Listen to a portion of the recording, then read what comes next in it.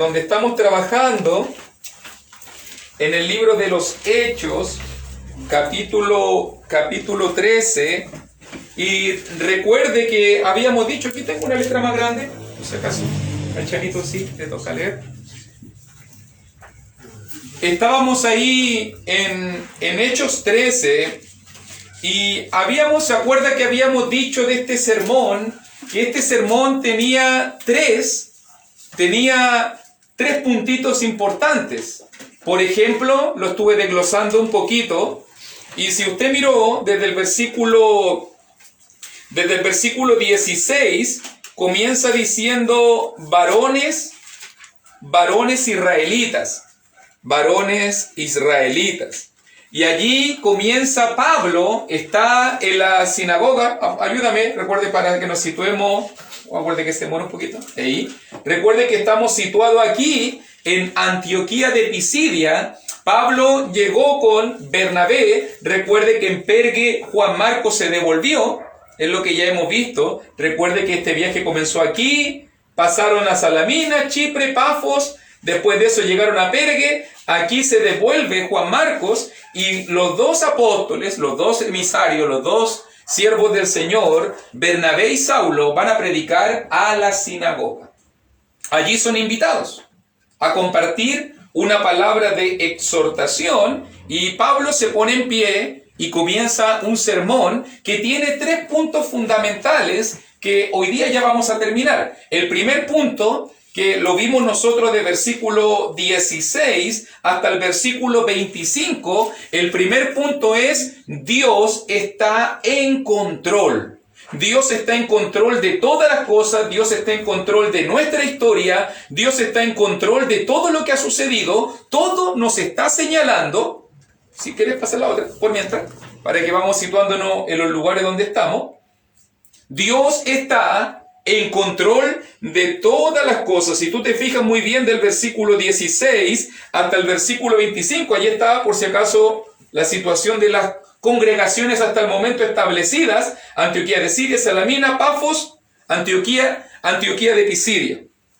Dios está en control, el sujeto de la acción, note muy bien, el Dios de este pueblo Israel. 18 los soportó, habiendo destruido 7 naciones. ¿Quién? Dios. Después, por 450 años, le dio jueces. ¿Quién? Dios.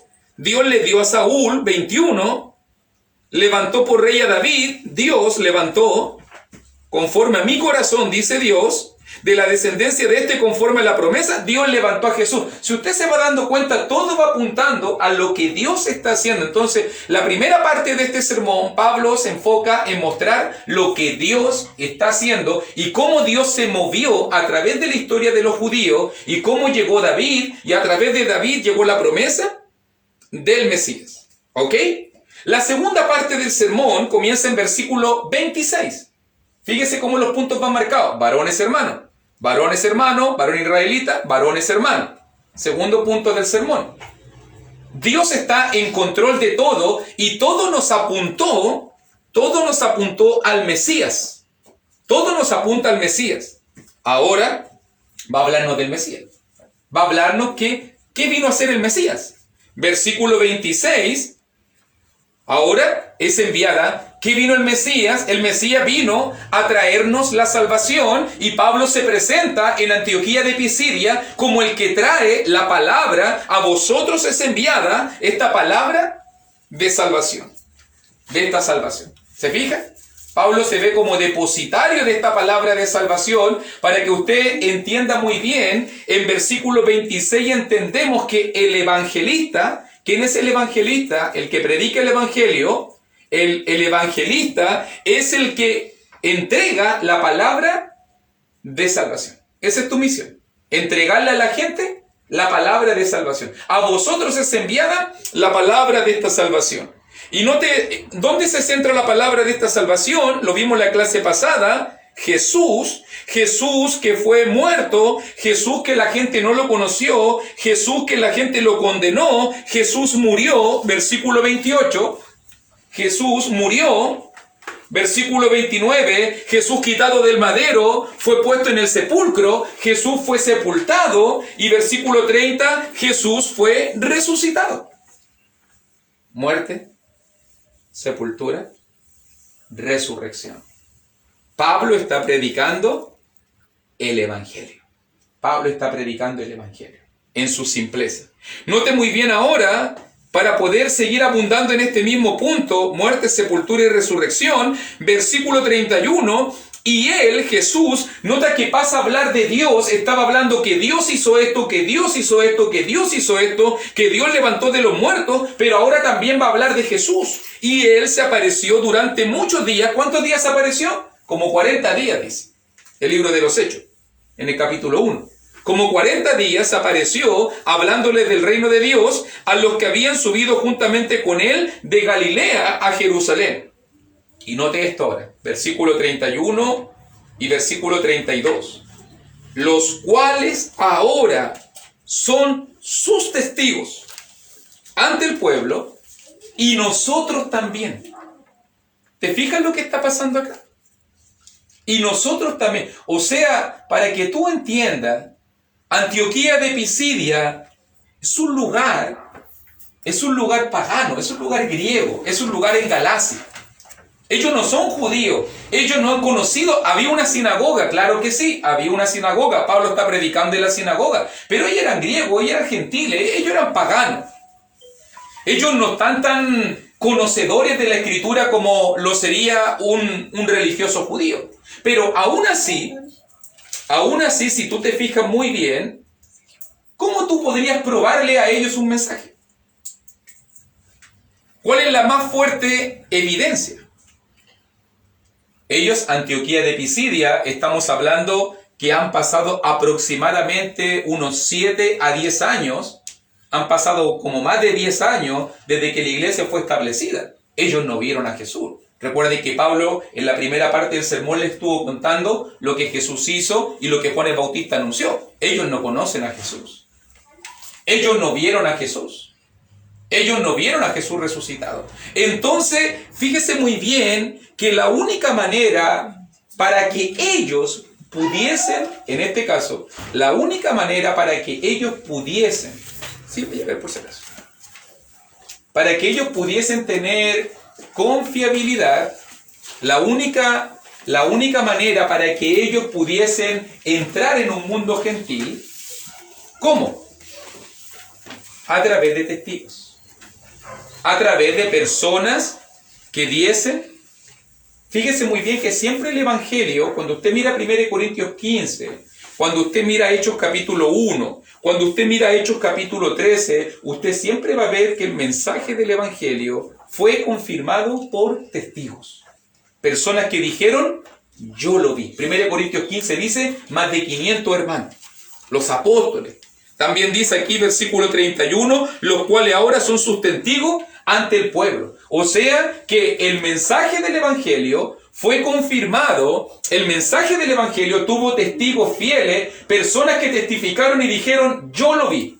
Yo lo vi. O sea, no es solamente una superstición, no es solamente algo que ellos pensaron, algo que ellos imaginaron, algo que ellos creyeron. Incluso dice, y nosotros también. Y nosotros también. O sea, Pablo se pone como testigo. Por si acaso, ¿Pablo habrá visto al Cristo resucitado? Usted sabe que sí. Hechos capítulo 9. Hechos capítulo 9. Él lo vio en el camino de Damasco.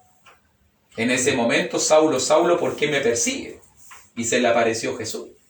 Entonces, desde ese momento en adelante, y ese es uno de los requisitos de los apóstoles, que hayan visto y sido testigos del Cristo resucitado. Entonces, míralo muy bien, cómo Pablo llama este mensaje que está compartiendo, este mensaje que habla de la muerte, este mensaje que habla de la sepultura, este mensaje que habla de la resurrección. Dice versículo 32, y nosotros también os anunciamos el evangelio de aquella promesa, de aquella promesa hecha a nuestros padres.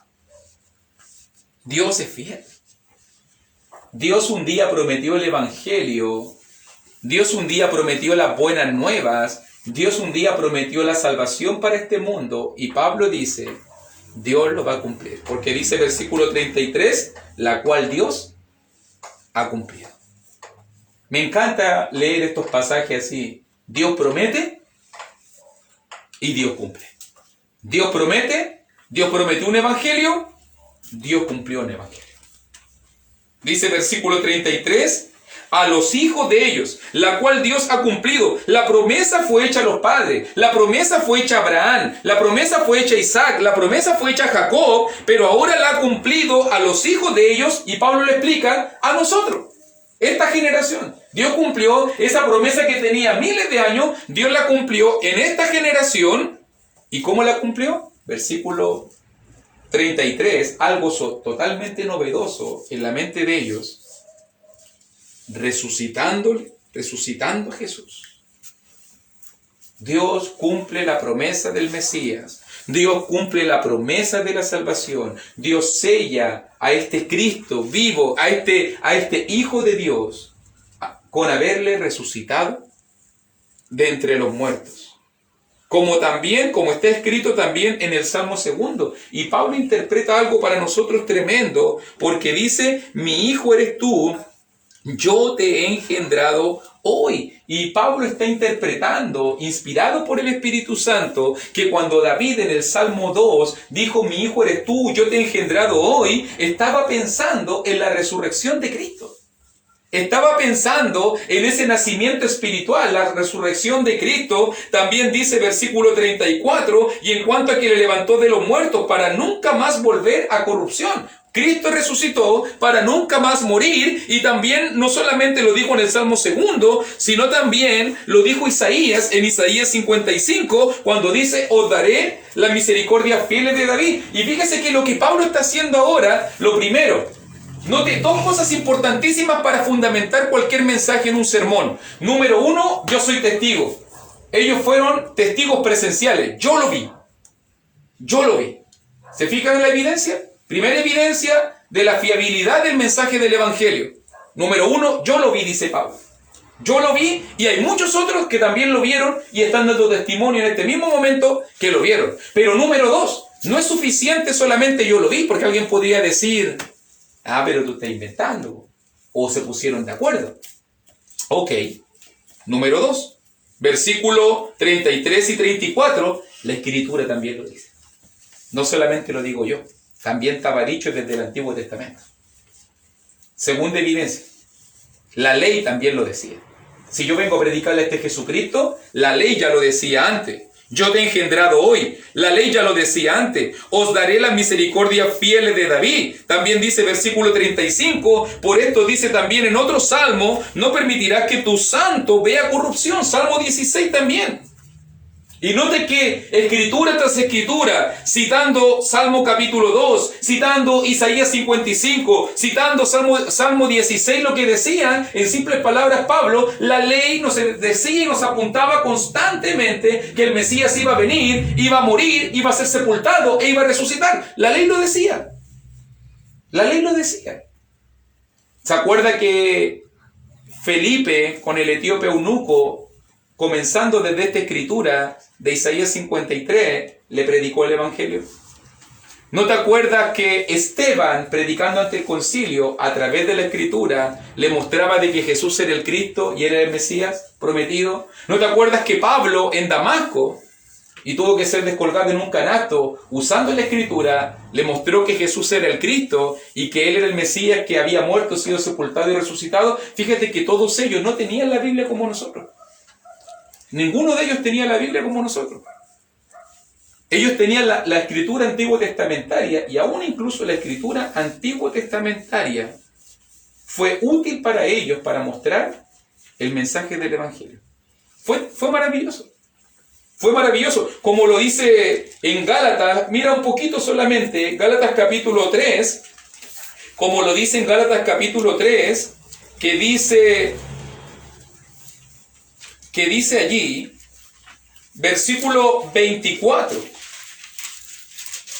Solo el 24, porque aunque el argumento del capítulo 13 es completo en cuanto a cuál es la función de la ley, dice Gálatas 3:24, de manera que la ley ha sido nuestro ayo. La palabra ayo es tutor, la palabra ayo es maestro, es guía, ha sido nuestro ayo para llevarnos a Cristo. Para llevarnos a Cristo. A fin de que fuésemos justificados por la fe. La ley nos sirve para llevarnos. La ley nos sirve para llevarnos a Cristo. ¿Te fijas muy bien? Esa era la espada, esas eran las herramientas que Pablo usó en Antioquía de Pisidia, esa fue la herramienta que usó Esteban en la sinagoga, esa fue la herramienta que usó en este caso también Felipe con el etíope eunuco. Hombres conocedores del Antiguo Testamento que usaron la ley para poder mostrarle a la gente que en Cristo Jesús, que a través de la palabra de Dios se cumplían todas las promesas. Se cumplían todas las promesas. ¿Ok? Ahora, versículo 36, la explicación, Hechos 13:36, la explicación de Pablo es esta. Porque a la verdad David, y hablando de Salmo 2, Salmo 16, a la verdad David, habiendo servido a su propia generación, según la voluntad de Dios, durmió y fue reunido con sus padres y vio corrupción. Todos conocían el lugar donde David estaba enterrado. Todos sabían dónde estaba la sepultura de David. ¿Sí? Y vio corrupción. Mas aquel a quien Dios levantó, no vio corrupción. Y todos sabían de la tumba vacía. Tenían la evidencia. Ya por lo menos lo dijeron los apóstoles. Todos conocemos dónde está enterrado David. Todos conocemos dónde está enterrado David. Y todos sabemos dónde fue enterrado el Cristo. Y su tumba sigue vacía. Mientras que la de David sigue igual. Entonces cuando David hablaba de la resurrección, cuando hablaba de no ver corrupción, cuando hablaba de despertarse a la semejanza de Dios, la misericordia firme de David, yo te he engendrado hoy, no estaba pensando en sí mismo, no estaba pensando en su cuerpo, no estaba pensando en su resurrección, sino estaba pensando en la resurrección del Mesías. Estaba pensando en Jesús. Estaba pensando en Jesús. ¿Ok? Versículo 38. Entonces, si usted se fija en la argumentativa, si usted lo mira muy bien, del versículo 26 hasta el versículo 37, si tú te fijas muy bien, el argumento número 1, todo nos apunta, toda la historia, todo nos apunta al Cristo, primer punto. Segundo punto, ¿qué vino a hacer el Cristo? El Cristo vino a morir, el Cristo vino a ser sepultado, el Cristo vino a resucitar. Pero, tercer punto de la prédica, y más importante, ¿qué efecto, qué provoca en ti, qué provoca en mí, qué debería provocar en mí y en ti que el Cristo haya muerto, haya sido sepultado y haya resucitado? Ese es el tercer punto. Lo que el Cristo busca al morir, ser sepultado y resucitar. ¿Qué busca Jesús? Versículo 38. Sabed pues esto, varones hermanos, que por medio de él se os anuncia perdón de pecado. Jesús murió para que tú tengas perdón de pecado. Jesús derramó su sangre para que tú seas limpio de pecado.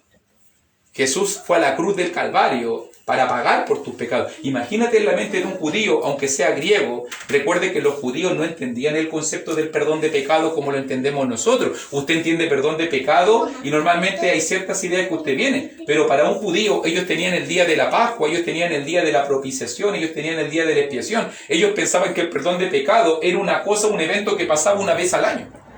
Y todos los años tenían que hacer una misma ceremonia, los dos corderitos, imponerle la mano, uno tirarlo para Asael, el otro matarlo, degollarlo y ofrecerle un holocausto. Y todos los años tenían que estar renovando el perdón. Todos los años. Todos los años tenían que hacer el acumulativo de todos los perdones que habían tenido en el año y volver a hacerlo una vez al año en el sacrificio del día de la propiciación. Entonces cuando tú le hablabas a un judío de perdón de pecado, ¿qué entendía él? Esa era su cosmovisión. Un perdón parcial, un perdón que no cubre para siempre, un perdón que tienes que renovarlo constantemente, un perdón que dura solamente una vez al año, y no importa si ya pediste perdón, no importa si ya fuiste a ofrecer el holocausto de la reconciliación, vas a tener que volver a acordarte de ese pecado, cuando en el día de la expiación vas a tener que volver a pedir perdón. Era así. Pero cuando llega Pablo y le dice, Dios le va a perdonar todos sus pecados. Y note muy bien, versículo 39, y que de todo aquello de que por la ley de Moisés no pudiste ser justificado, en él es justificado todo aquel que cree. O sea que en Cristo Jesús tú tienes perdón, en Cristo Jesús tú tienes justificación, Dios te declara justo. Dios ya no te imputa ningún pecado más. Ya Dios no te declara como reo, como culpable, como criminal. Dios ahora te declara inocente. Dios te dice, eres justo. En lo que la ley no pudo.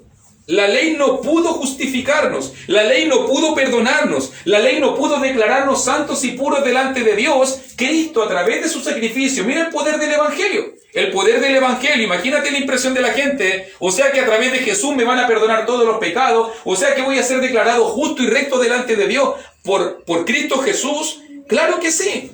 Dice el versículo 40. Mirad pues que no venga sobre vosotros lo que está dicho en los profetas. Y Pablo le dice ahora, mira, Jesús viene a anunciarle perdón, Jesús viene a anunciarle justificación. No desprecien esta palabra. ¿Qué hace la gente hoy en día con el perdón de Jesús? ¿Qué hace la gente hoy en día con la justificación de Jesús? Mirad, oh menospreciadores, y asombraos y desapareced, porque yo hago una obra en vuestros días, obra que no creeréis si alguien os la contare. No desprecien esta palabra, dice Pablo. Yo vengo a anunciarles el perdón, yo vengo a anunciarles la justificación. No desprecien a Jesús, no sean menospreciadores de la palabra de Jesús. Algo pasó en esa sinagoga, versículo 42. Cuando salieron ellos de la sinagoga de los judíos, los gentiles le rogaron que el siguiente día de reposo le hablasen de estas cosas. Y note que la gente no se convirtió de inmediato. Y le dijeron, ¿puedes venir, Pablo, la próxima semana de nuevo a la iglesia para enseñarnos? ¿Puedes venir a la sinagoga para darnos otro sermón? Y hasta los gentiles presionaron. En este caso, gentiles tiene que ver con los temerosos, judíos que eran, obviamente, de origen gentil. Judíos o personas que estaban siendo prosélitos o personas que estaban siendo temerosas de Dios. Entonces dice versículo 43, y despedida la congregación, muchos de los judíos y de los prosélitos piadosos siguieron a Pablo y Bernabé. Note el hambre que generó esto en ellos. Note el hambre que generó. Quienes, hablándoles, les persuadían a que perseverasen en la gracia de Dios. Nota otro concepto del Evangelio. El Evangelio no es solamente para perdón de pecados, el Evangelio no es solamente para justificación, el Evangelio es para participar de la gracia de Dios. Y Pablo estuvo enseñándole a la gente acerca del perdón, de la justificación, de la gracia de Dios. Versículo 44. Pasaron los días. El siguiente día de reposo se pasó la voz. Imagínense, todos querían escuchar los apóstoles. Eso es increíble. Es increíble cómo la palabra poderosa de Dios provoca el efecto deseado y cómo la gente quería escuchar la palabra de Dios. Versículo 44. El siguiente día de reposo se juntó casi toda la ciudad para oír la palabra de Dios. Pero viendo los judíos la muchedumbre, se llenaron de celos y rebatían lo que Pablo decía, contradiciendo y blasfemando. Note que la reunión ya no era amistosa. Compartan una palabra o alguna palabra de exhortación, háblenos de parte de Dios. Ahora dice versículo 45, hay celos, hay envidia, algo está pasando en su corazón. Pablo está predicándole ahora a los judíos y ahora ellos ya no lo están recibiendo de la mejor manera. Cambiaron de actitud, contradiciendo y blasfemando. Y note versículo 46, entonces Pablo y Bernabé, recuerde ahora que 43 Pablo y Bernabé, 46 Pablo y Bernabé, antes era Bernabé y Saulo, ahora es Pablo y Bernabé, Pablo y sus compañeros, Pablo es el que lleva el liderazgo, hablando con denuedo, dijeron, a vosotros a la verdad era necesario que que se os hablase primero la palabra de Dios. Sí, le está hablando a los judíos, está ahí con los que blasfeman, con los que desechan. Pablo siempre va a ir a la sinagoga a predicarle la palabra. Pablo siempre va a ir a su pueblo, a su nación, a sus coterráneos, a su familia, a sus familiares, a sus patriotas, a hablarle la palabra de Dios. Eso era lo primero, comenzando por casa. Pero, versículo 46, más puesto que la desecháis, y no os juzgáis digno de la vida eterna. Cuarto propósito del Evangelio. El Evangelio no es solamente para perdón de pecado. El Evangelio no es solamente para justificación. El Evangelio no es solamente para participar de la gracia de Dios. El Evangelio es para tener vida eterna. Y Pablo se lo dice. ¿Ustedes no quieren escuchar la palabra? Nos vamos a los gentiles. Esa es la actitud, para que usted lo entienda súper clarito, esa es la actitud que usted debe tomar y cualquier persona debe tomar cuando la gente no quiere escuchar la palabra de Dios. Pablo, alguien diría, ¡ay, qué duro es Pablo! Pablo como evangelista dejó a la gente botada. No, la gente no quiere escuchar a Pablo. La gente no quiere seguir a Pablo. La gente no quiere atender la voz de Dios. Aunque obviamente no es Pablo, sino la voz de Dios. Es la voz de Dios. Y como la gente no quiso escuchar a Pablo, entonces Pablo dice, ok, no volvemos a los gentiles, porque así nos ha mandado el Señor diciendo, te he puesto para luz de los gentiles. Sí, la palabra también dice que la palabra es para ellos, también la predicación es para ellos, a fin de que seas para salvación hasta lo último de la tierra. Cuando los gentiles oyeron eso, versículo 48, se regocijaban y glorificaban la palabra del Señor. Imagínate, los que más deberían haber escuchado la palabra, los judíos, porque ellos eran gente de la palabra, gente de oración, gente de sinagoga, gente de estudio bíblico, no quisieron escuchar. Y los gentiles que no tenían ni un conocimiento de Dios, ellos quisieron escuchar. Y se regocijaban en la palabra y glorificaban la palabra del Señor. Nota la actitud de ellos. Ellos querían oír la palabra, versículo 44. Sí, versículo 46, los judíos la desecharon, pero los gentiles la glorificaban y creyeron todos los que estaban ordenados para vida eterna. ¿Sabe que yo encontré una de las frases más maravillosas que he encontrado en el libro de los Hechos? Es la frase allí en 13:48, y creyeron todos los que estaban ordenados para vida eterna. Para que tú te des cuenta, no hay pasaje más potente que hable de la omnisciencia y el control de Dios como Hechos 13:48. Porque cuando Dios envió a Pablo a Antioquía de Pisidia, Dios ya sabía quiénes iban a escuchar, quiénes iban a ser fieles, quiénes iban a responder al mensaje y quiénes se iban a oponer y quiénes iban a rechazar. Ya Dios lo sabía. Ya Él lo había ordenado. Ya estaba la decisión tomada. Dios ya lo sabía. Entonces, cuando Pablo está predicando y piensa cómo uno debe sentirse dentro de la obra del evangelismo, cuando tú predicas la palabra, cuando yo predico la palabra, cuando tú le hablas a una persona de Dios y esa persona responde al mensaje del evangelio, no es porque tú hiciste algo. Dios ya sabía que esa persona iba a responder y Dios ya sabía todo lo que iba a suceder y solamente Dios te está mostrando a ti, porque Pablo está descubriendo cómo Dios está salvando a las personas. Dios ya lo sabía. Dios ya lo vio. Bueno, en Corinto se lo va a decir más claro. En Corinto se lo va a decir, yo tengo mucho pueblo en esta ciudad y todavía ni siquiera la iglesia estaba establecida. Y ya Dios le dijo a Pablo, ya Dios en su mente ya veía la iglesia establecida, ya en su mente Dios ya veía la iglesia progresando, avanzando y alcanzando a muchas almas para Cristo y todavía la iglesia no estaba ni establecida en Corinto. Y Dios ya lo había visto. Eso va a ser en Hechos capítulo 18.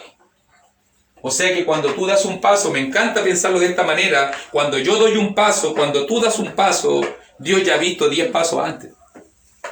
Dios ya ha visto 10 pasos antes.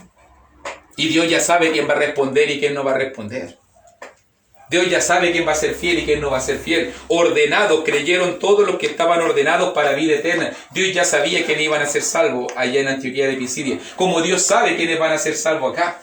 Uno puede predicar, sí, claro que sí, tú puedes predicar.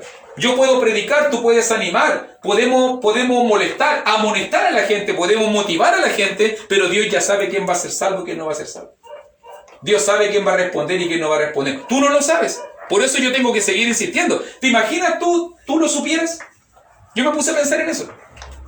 Yo lo supiera, ¿quién se va a perder? Ah, ¿para qué lo va a predicar la hermana Claudia? Sí, pues sí se va a perder igual. ¿O no?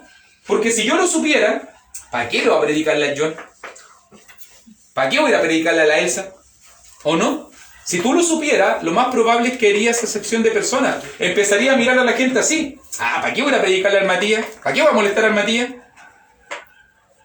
Pero como tú no lo sabes, como no está en control de ti, como no es tu obra, como no es tu trabajo, como no es tu voluntad, entonces la misión tuya es predicar solamente, es animar, no es juzgar, no es criticar, no es mirar a la otra persona, no es tildarla de que se viera al infierno, no. Tú tienes que hacer tu misión, nada más que eso, punto. Dios sabe si esa persona se va a salvar o no se va a salvar, porque imagínense que dar el juicio en mí, yo me voy a equivocar, o me rendiría más fácil. Si Dios me mostrara en una bolita de cristal quiénes van a ser fieles hasta el final y quiénes no, y quiénes van a dejar, ¿para qué voy a ir a verlo si en 5 años más se pierde? ¿Para qué voy a ir a visitar a este otro si en un año más ya no está fuera de la iglesia? Así pensaríamos nosotros y así nos equivocaríamos nosotros. Porque no está en nosotros el control de la obra. Por eso que dice aquí el pasaje, están ordenados los que para vida eterna, los que eran para vida eterna. Qué linda palabra más maravillosa. O sea que cuando Dios, para que tú lo entiendas de esta manera, hermanito, cuando Dios te reveló su palabra, cuando Dios te reveló el Evangelio, cuando un evangelista te predicó la palabra y se abrió la Escritura delante de ti, es porque Dios había ordenado, porque Dios sabía de tu corazón, porque Dios sabía de tu respuesta, porque Dios sabía que tú ibas a obedecer. Dios lo sabía y por eso Él te ordenó para vida eterna. Hay un propósito de Dios en todo esto. Es cierto que tú te puedes perder, no vamos a hablar de eso hoy día. Es cierto de que tú puedes tropezar, es cierto que tú puedes caer, pero ya eso es negligencia personal. Eso ya es culpa mía. Eso es mi decisión. Pero Dios sabe quiénes están ordenados para vida eterna. Cuando Dios te eligió para su iglesia, ¿se imagina usted que Dios te trajera a la iglesia para que te vaya al infierno? Sería raro, ¿no? Eso es lo que yo no logro entender de las personas que se han bautizado y han vuelto atrás. O sea, ¿tú crees que te bautizaste para irte al infierno? Para eso Dios te trajo a la iglesia. Para eso Dios te hizo conocer y hacer estudios y congregarte y ser fiel. Para irte al infierno. Ese es el propósito de Dios, para que te pierdas. ¿No? Dios quiere que todos se salven. 1 Timoteo 2:4. Dios quiere que todos procedan al arrepentimiento. 2 de Pedro capítulo 3 versículo 9. Es el hombre rebelde. Es la mujer de Dios rebelde que muchas veces nos ponemos lejos de Dios y nos perdemos por culpa de nuestras propias decisiones. Pero el deseo de Dios, si tú estás aquí, si se te reveló la palabra, si te bautizaste, si obedeciste el Evangelio, es porque Dios quiere que tú seas salvo. Es porque Dios te ha ordenado para vida eterna. Es para eso. Es porque tu vida tiene valor delante de Jesús, delante de Dios. Por eso la gente se regocijaba y glorificaba la palabra. Y note versículo 49, y la palabra del Señor se difundía por toda aquella, ayúdame porfis, por toda aquella provincia. ¿Cuál es esta provincia? Galacia, por si acaso. Después unos añitos más adelante, creo que muy poquito añitos más adelante, porque entre el capítulo 13 y 14 y Gálatas hay súper poquito años de distancia, aproximadamente. Gálatas fue escrita en el año 49 después de Cristo, aproximadamente, y ya habían congregaciones, habían congregaciones en Antioquía, en Salamina, en Pafos, sobre todo en Pafos, en Pergue, después en Antioquía, y va a continuar el viaje por toda aquella provincia, Iconio, Listra, Derbe. Toda la provincia de Galacia va a ser alcanzada y la palabra del Señor, 49, se difundía por toda aquella provincia. Pero note bien, usted sabe, la obra está progresando. Habíamos comenzado mal, nadie se convirtió, nada había pasado aquí en Salamina. Juan Marco, uno de los apóstoles, de los misioneros, volvió atrás, varios reveses. Pero ahora hay varias iglesias establecidas y la obra está creciendo. Entonces, el diablo no se va a quedar tranquilo. Y dice versículo 50, para que ya vamos terminando, pero los judíos instigaron a mujeres piadosas y distinguidas. Mira, los judíos, los mismos que blasfemaban, los mismos que se oponían, los mismos que dejaron entrar en la sinagoga, ahora ellos instigaron a mujeres piadosas y distinguidas y a los principales de la ciudad y levantaron persecución contra Pablo y Bernabé. No son bienvenidos ya en Antioquía de Pisidia. Y los expulsaron.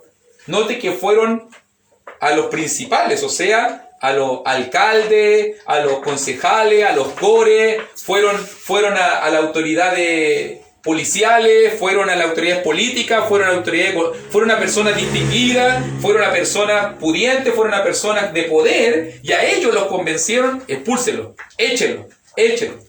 Y al final los expulsaron de sus límites.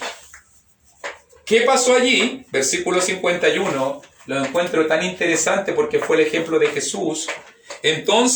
Ellos sacudiendo contra ellos, ahí lo haríamos, sacudiendo el polvo de sus pies, llegaron a Iconio. Jesús había dicho, por si acaso, había dicho que si en alguna ciudad no lo recibía, en Mateo capítulo 10, Jesús había dicho de que si en alguna ciudad no nos recibían, entonces ellos, para mostrar físicamente, esta era una señal, no es nada que va a pasar, sino era una señal. Para mostrarle y mostrar y decir: ustedes despreciaron la palabra de Dios, ustedes no nos quieren escuchar, ok, hasta el polvo, me voy a deshacer del polvo, hasta lo que me ensucié los zapatos, hasta eso voy a dejarlo aquí. La responsabilidad es de ustedes ahora. Yo ya les prediqué. Ya no es mi responsabilidad. Es responsabilidad de ustedes. Eso se hacía normalmente en los tiempos bíblicos como una señal de mostrarle a la gente: tú te quisiste poner lejos de Dios, tú quisiste pecar, tú quisiste alejarte de la iglesia, estás persiguiendo, estás oponiéndote a nosotros, estás blasfemando, ok. Entonces ahora no tengo nada que ver contigo. Hasta el polvo de tu casa, del que tengo en los pies, te lo voy a dejar aquí. No me llevo nada de ti. Yo te he dado todo, pero no me llevo nada de ti. Una de las cosas más tristes que puede pasar para un siervo de Dios es llegar a limpiarse y sacudirse el polvo de sus pies, que significa comunicarle a la gente que ya no tiene nada más que ver con ellos. Que no tiene nada más que ver con ellos. Y llegaron, y como los expulsaron, llegaron a Iconio. Allí va a estar el mensaje, por si acaso, en el versículo 51 y el capítulo 14, allí va a estar el mensaje de la próxima semana, en la ciudad de Iconio. Pero yo quedo preocupado. Chuta, Pablo lo persiguieron, se estableció recién una congregación, hay judíos maliciosos que están dañando la obra, hay personas que están oponiéndose a la iglesia de Cristo, hubo una persecución, expulsaron, tiene que haber sido un show más o menos mediático en la ciudad, pescar a Pablo y a Bernabé y tirarlos fuera de los límites, tiene que haber sido deshonroso, tiene que haber sido, imagínense, el tremendo show que tiene que haber pasado. Y yo digo: chuti, la iglesia y los hermanos, ¿qué pasó aquí? Pero dice el versículo 52, que yo creo que Lucas pensó en lo mismo, que es lo maravilloso del asunto. Y los discípulos, ¿quiénes son los discípulos? Los discípulos de Antioquía, los discípulos de Pergue, los discípulos de Pafo, los discípulos donde se está predicando la palabra. Los discípulos estaban llenos de gozo. Estas cosas no le afectaron. Ellos seguían mirando hacia el frente, ellos seguían buscando la voluntad de Dios. Los discípulos estaban llenos de gozo y del Espíritu Santo. ¿Quién está dirigiendo la obra? El Espíritu Santo. ¿Quién los envió a predicar? El Espíritu Santo.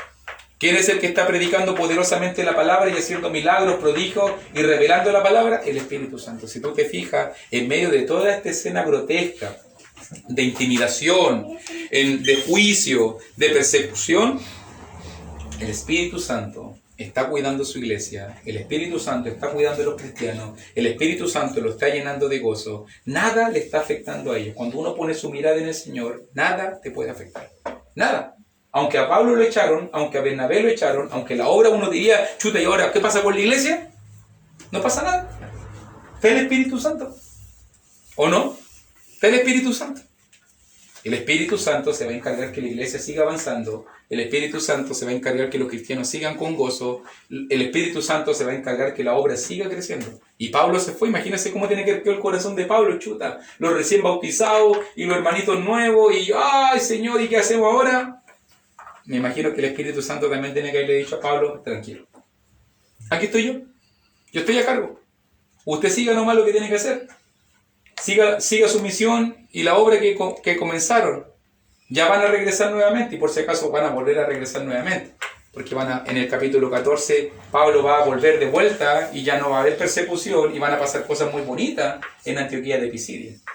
En Antioquía de Pisidia. E incluso usted va a darse cuenta que pasaron unos poquitos meses. Se dice que entre la ida y la vuelta pasaron casi entre 6 meses a un año y la iglesia estaba más grande. Y había más discípulos, y había más crecimiento, y había más obra. Y Pablo y Bernabé no estuvieron ahí. Y cuando Pablo y Bernabé llegaron, incluso usted, si conoce la historia, en el capítulo 14, van a elegir incluso hasta pastores. Y van a dejar a la iglesia con pastores, con líderes. Porque así el Espíritu Santo cuidó a su iglesia. Amén. Allí quedamos. Hoy día terminamos el capítulo 13. Fíjese bien que lo que hemos visto entonces, si retrocedo un poquito, que hemos visto hasta el momento entonces. Primer viaje misionero, iglesias establecidas en Antioquía de Siria, el centro misionero ahora del mundo, la iglesia innovadora que salió a predicar. También vemos que se predicó la palabra en Salamina, aunque no hubo muy buenos frutos, pero allí se hizo la obra. Se predicó la palabra en Pafos y el varón Sergio Paulo se convirtió y se abrió una obra misionera. Y también Antioquía de Pisidia. Tenemos ya congregaciones y ahora vamos a comenzar la próxima clase. Iconio. La palabra va a llegar ahora a la ciudad de Iconio. ¿Ok? ¿Comentarios? ¿Preguntas? ¿Aportes dirían por ahí? Es así como Dios, se vio que Dios tenía el control de todo. ¿Te diste cuenta? El sermón trataba de eso y Dios tiene un control de eso. Aunque hayan persecuciones, la iglesia no disminuyó, no menguó. La iglesia puso su mirada en el Espíritu Santo, en Dios, Jesucristo. Y así tiene que ser. En medio de las tormentas, uno tiene que poner su mirada en Dios nomás y nada más. Había persecución. Tiene que haber sido horrible. A lo mejor lo amenazaron hasta de muerte. Tuvieron que salir patitas para que las quiero. Pero aún así, en medio de toda esa turbulencia, ese versículo 52 es fundamental, porque me deja tranquilo a mí. O sea, en medio de todo eso, el Espíritu Santo está ahí y los cristianos no estaban tristes, estaban llenos de gozo y el Espíritu Santo seguía moviéndose entre ellos. Estando el Espíritu Santo contigo, moviéndose, Dios haciendo tu obra en ti, está listo. Está listo. Incluso hoy día, y este es el comentario aparte del estudio, pero hoy día estaba conversando, tuve una buena conversación con mi esposa, salimos a caminar harto. Y yo le dije que una de las cosas que más yo creo, hermanito, mire, esta es una buena misión. Mirando el libro de los Hechos, una buena misión. ¿Cuál es la misión que tú tienes en tu vida? ¿Has respondido a esa pregunta? Porque yo constantemente veo cristianos, y ese es un problema de identidad que estoy viendo en la iglesia en general. Y la mayoría de la gente llega a la iglesia, viene a la iglesia, sirve a la iglesia, hace cosas en la iglesia, pero nunca entiende cuál es su misión en este mundo. ¿Predicar el evangelio? No lo sé, porque hay una multiplicidad de dones. No estoy pensando yo solamente en la obra del evangelismo, aunque es un buen propósito, una buena misión. Pero el punto es, si esa es la misión de mi vida, o sea, cual sea la que yo sienta que es la misión de mi vida, ¿ese es mi enfoque real en este mundo? Porque supuestamente si ese es el propósito de mi vida, entonces yo debo dedicarme a eso. Porque ese es el objetivo para que Dios me tiene en esta tierra. ¿Cierto? Entonces mucha gente pulula por la vida sin un objetivo claro. Y cuando tú pululas en la vida sin un objetivo claro, es por eso que te desorienta, es por eso que la gente se desanima, porque si usted entiende que la misión es esta, un ejemplo, si tú fueras atleta, y tú sabes que tú eres atleta y eres Usain Bolt, tú sabes que tú vas a ponerte a correr 100 metros, 200 metros, 400 metros. No vas a correr con obstáculos, no vas a correr 800, no vas a correr 1600, no vas a correr maratón, porque tus capacidades no son para correr maratón. Porque tienes las patas largas, porque eres grande, porque eres explosivo y porque llega... Entonces, si tú te fijas, Usain Bolt puede ser muy rápido, pero él tiene que entender su limitación, que su misión es carreras cortas. Carreras cortas. Y hay otros que son buenazos para las carreras largas, para pasar las manos con la cuestión, con los cosas. Otros son buenazos para eso y eso ganan. Y es así. Y hay que asumir que no todos son buenos en todas las mismas cosas. Y otros que a lo mejor son buenísimos para la maratón. 42 kilómetros. Y llegan y lo hacen. Entonces cuando tú entiendes algo así, o lo mismo en el fútbol, tener una misión. Soy defensa, soy arquero. ¿Cuánta gente no podéis ser famoso y decir, no, yo no sé, de verdad que yo no sé en qué puesto juego, pero póngame nomás, yo corro. Bueno, hay gente que en la iglesia hace. Póngame nomás y yo corro. Yo ahí me peleo por aquí, por allá. Cualquier persona diría, para llegar a profesional, no voy a llegar a profesional. ¿Cierto? Porque los profesionales saben cuál es su misión, saben cuál es su puesto, saben cuál es su lugar. Entonces, si tú te fijas, cada uno de los miembros de la iglesia primitiva entiende su lugar, entiende su misión, entiende su lugar específico en la obra, y eso es, y nada más. Y no se preocupan para allá, y no van para acá, y no se preocupan, es su misión. Entonces, cuando tú no descubres tu misión, entonces tú te desorientas. Entonces, veamos la misión de la iglesia. ¿Quiénes están predicando ahí? Pablo y Bernabé, los que tienen el don. ¿Qué está haciendo la iglesia? Está haciendo otras cosas. Hay otros que están sirviendo, otros que están predicando, otros que están ayudando a la viuda. Si usted se fija, ya nos ha mostrado tantas cosas de la obra, cómo se está haciendo, pero toda la gente estaba ocupada haciendo algo.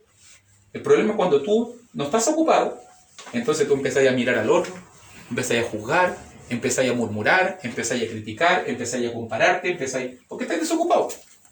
Porque si tú eres ocupado y estás corriendo la maratón, no podés estar preocupado de las cosas. Entonces yo le decía, esa es la visión que nos falta. Que este estudio nos sirva para poder encontrar tu misión. Encontrando tu misión, tu objetivo, tú vayas al mundo a cumplir tu misión. Sea dar un pancito, sea servir a la mesa, sea benevolencia, sea visitar enfermos, sea evangelizar, sea restaurar, lo que sea. La obra que tú quieras hacer, la misión y propósito tuyo en tu vida, lo importante es que usted sea fiel a eso.